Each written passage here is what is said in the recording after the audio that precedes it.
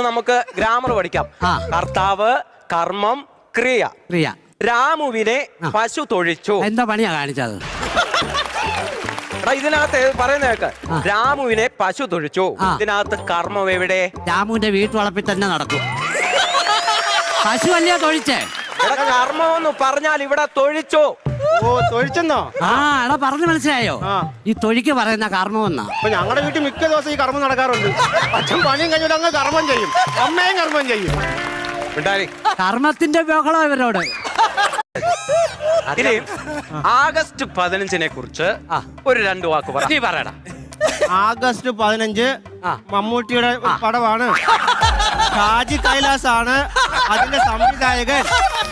ആ പടം നല്ല രീതിയിൽ ഓടിയില്ല, അതുകൊണ്ട് നിർമ്മാതാവ് നഷ്ടമായിരുന്നു. അടിപൊളി. ആ നിർമ്മാതാവ് ഇങ്ങോട്ട് ഇറങ്ങി വന്നാട്ട്. അല്ല, OTT ഓടിയപ്പോ ലാഭമായിരുന്നു.